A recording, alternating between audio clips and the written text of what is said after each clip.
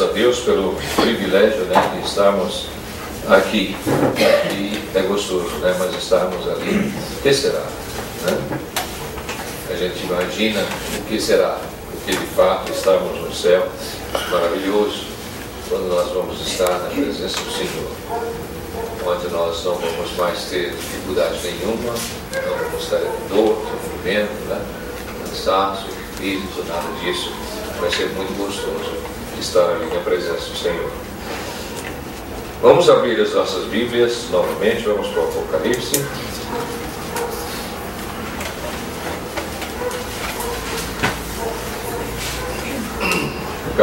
Vamos ler no capítulo 8.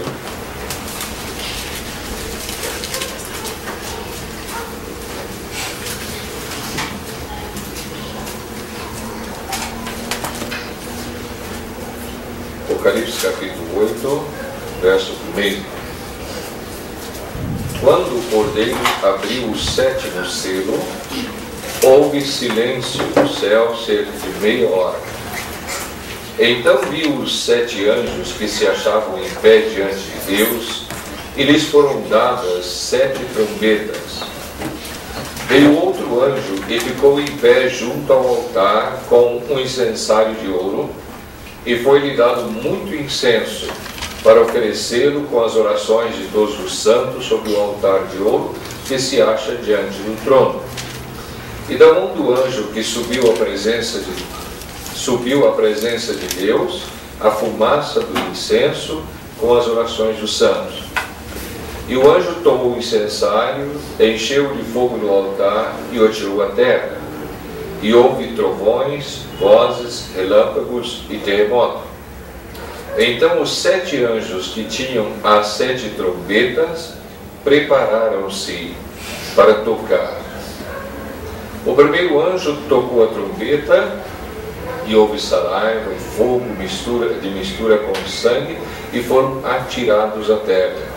Então foi queimada a terça parte da terra, das árvores e também toda a erva verde.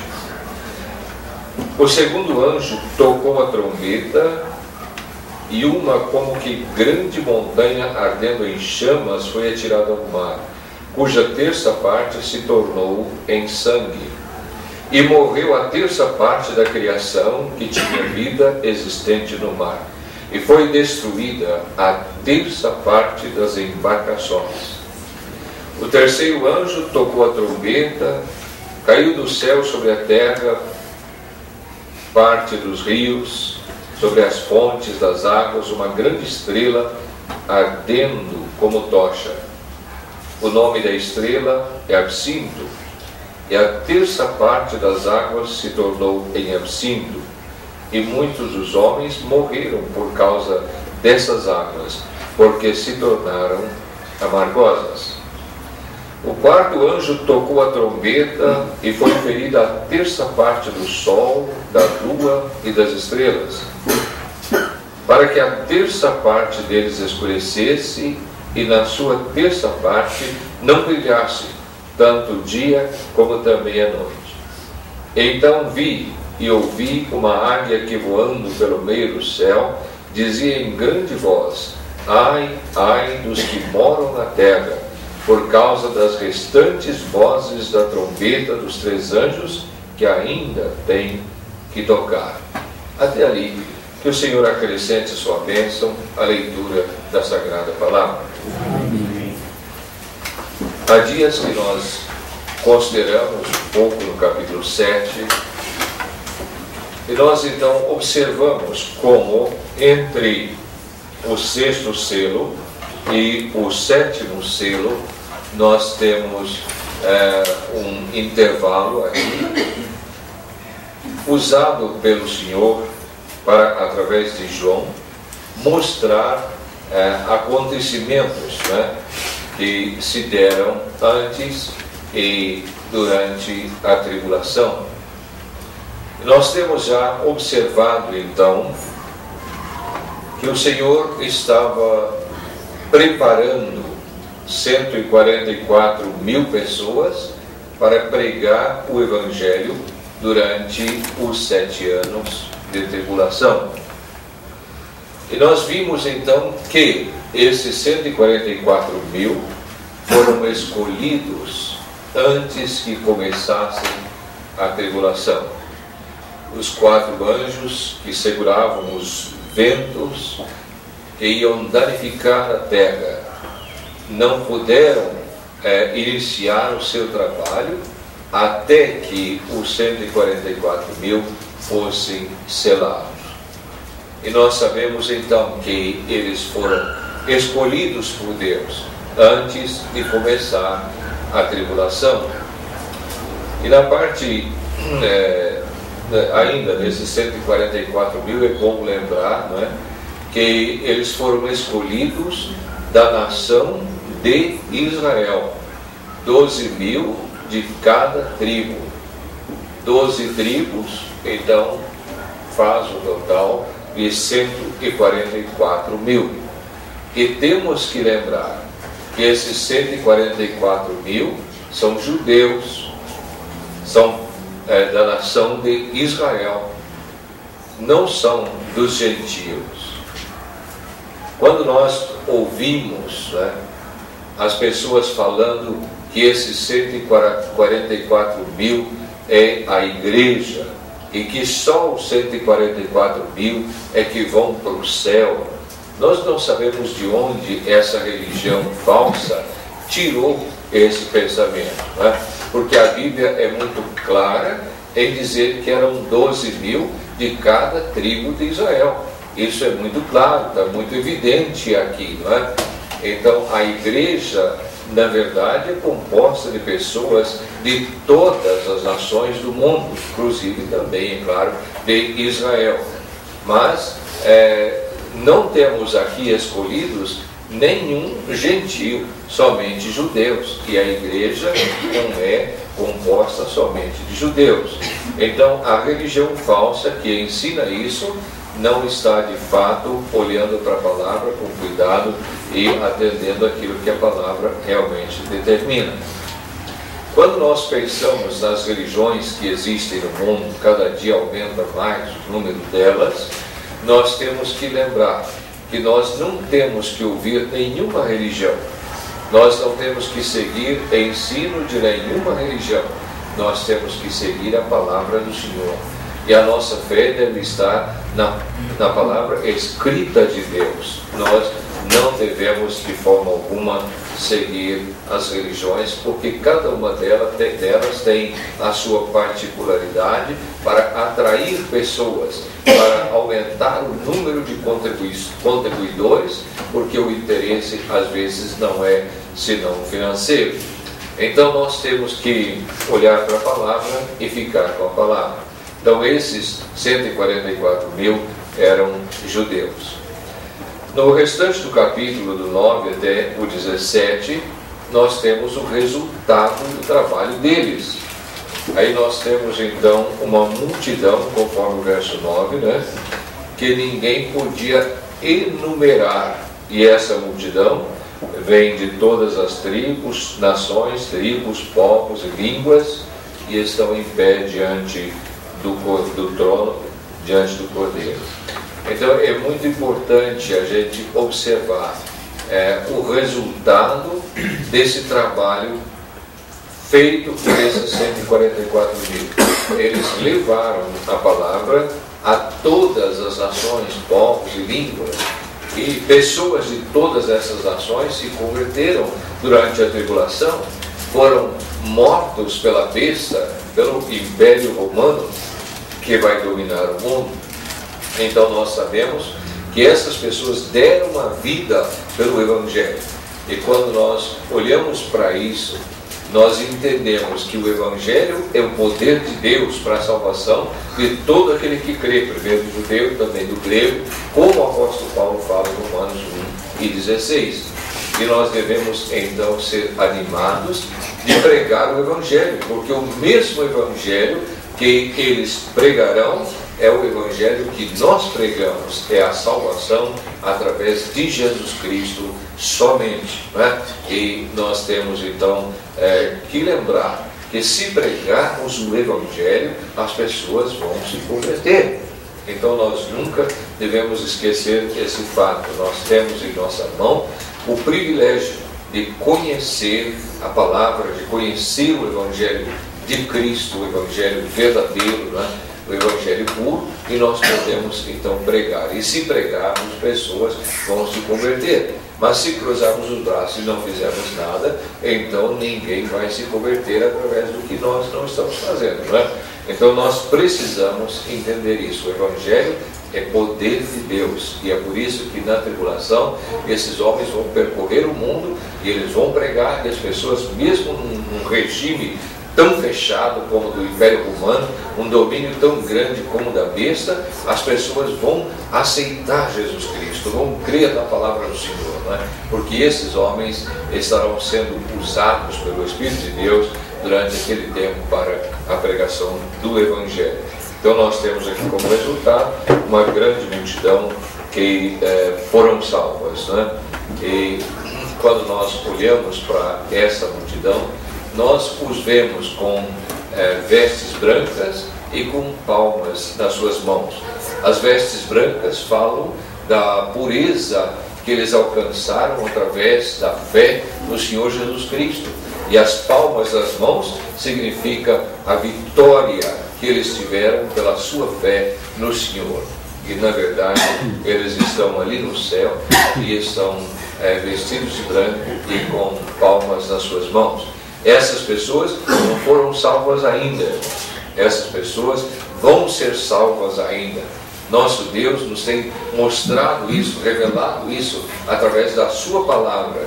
E nós sabemos que essas pessoas serão salvas ainda. Essa grande multidão aqui vai ser salva na tribulação. E hoje nós temos um privilégio grande aqui no Brasil, né? Nós não temos perseguição. Nós não temos, de fato, limitações, né? Nós temos liberdade, nós podemos reunir com portas abertas, nós podemos sair na rua e pregar, né? De vez em quando vemos pessoas lá no calçadão, cheio de gente que não está dando atenção nenhuma, mas a pessoa está pregando lá, né? E ele tem direito, ele pode fazer aquilo ali, num lugar público, né? E ninguém pode chegar lá e impedir ele. Então nós temos uma ampla liberdade. O que nós temos que fazer enquanto temos essa liberdade, nós temos que aproveitar, né, para pregar o Evangelho, para falar de Cristo, para fazer a obra de Deus. E se nós não fizermos agora, talvez depois não tenhamos mais oportunidade. Então é bom aproveitar a oportunidade que nós temos, né? E a vitória deles é demonstrada nas vestes brancas e nas palmas nas suas mãos.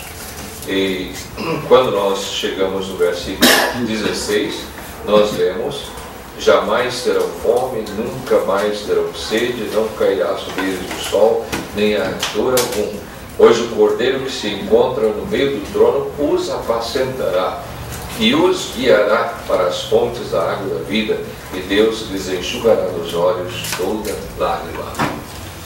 Passou a tribulação, essas pessoas estão salvas, né?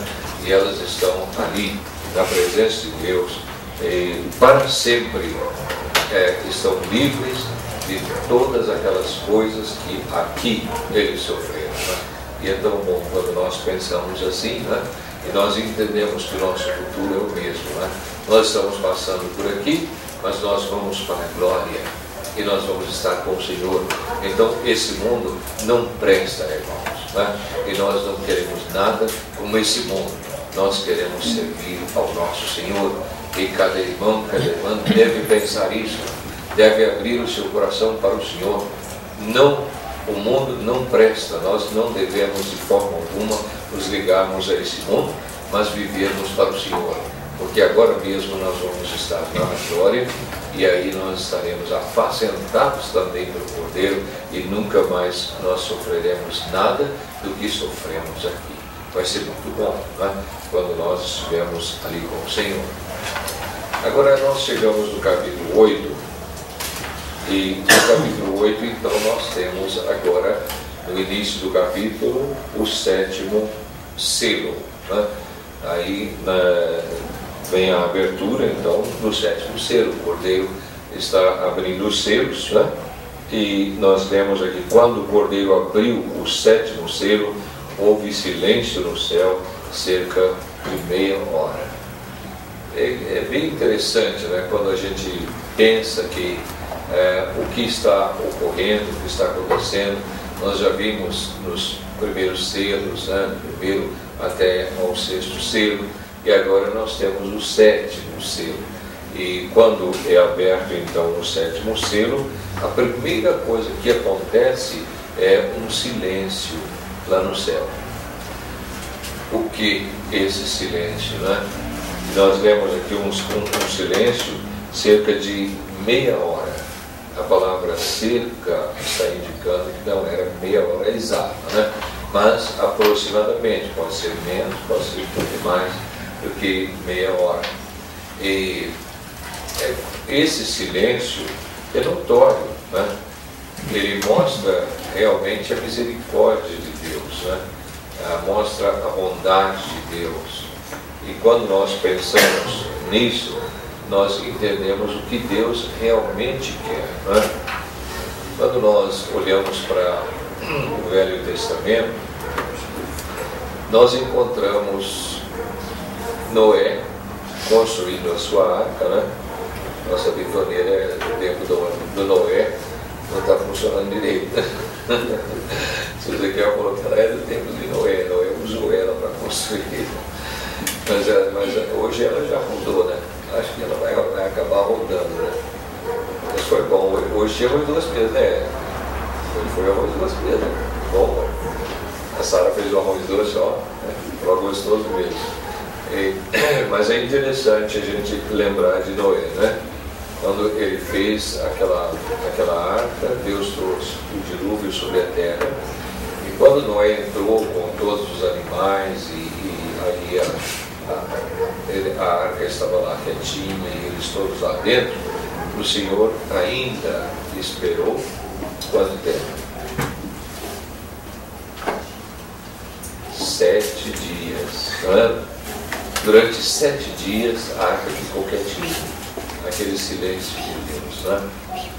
E por que Deus não trouxe o dilúvio já de imediato? Noé já entrou, todo mundo está lá dentro, a porta foi fechada por Deus, né? E agora Deus está aguardando o primeiro dia, o segundo dia, o terceiro dia, e aquele silêncio é sem dúvida um prelúdio de algo ruim que vai acontecer. Mas é também, né, a misericórdia de Deus dando tempo para que as pessoas se arrependam, não é verdade? Então Deus é tão bom e Ele concede, mesmo na execução do juízo, Ele ainda dá tempo ao pecador de pensar, de raciocinar, de meditar, né, e de se arrepender. E isso aconteceu. Mas ninguém naquele tempo, né, se arrependeu mesmo. Então Deus trouxe as águas, dilúvio, abriu as comportas do céu, abriu a terra e as fontes jorraram, né, a água desceu lá de cima e o mundo todo foi inundado e o juízo de Deus foi executado sobre toda a carne que estava fora da arca. Né? Quando nós lembramos também da destruição de Jericó, na verdade, quando o Senhor dá as ordens para Josué, ele também deu ordem para ele de rodear a cidade. Né? Quantos dias? 7 dias. Né? Então, durante 7 dias, o povo de Israel ia rodear a cidade, né? Uma vez cada dia, e eles estariam lá vendo aquele povo, né? Andando os sacerdotes e os soldados e o povo, né? Deus esperando durante 7 dias. E no 7º dia, Deus mandou que Israel rodeasse a cidade 7 vezes, né? E a perfeição do amor de Deus está manifestada no 7. Né? E de fato, o Senhor estava dando oportunidade de arrependimento, de mudança de atitude para com aqueles a quem ele ia julgar. Sempre que o Senhor vai executar um juízo, ele dá avisos, ele dá manifestação de misericórdia, e isso vai acontecer também quando o 7º selo for aberto. Agora, é bom para nós pensarmos que Deus quer o quê? Deus quer arrependimento por parte do ser humano, por parte do homem, na verdade. Ele quer o arrependimento. Nós conhecemos bem um texto, nós vamos ler ele.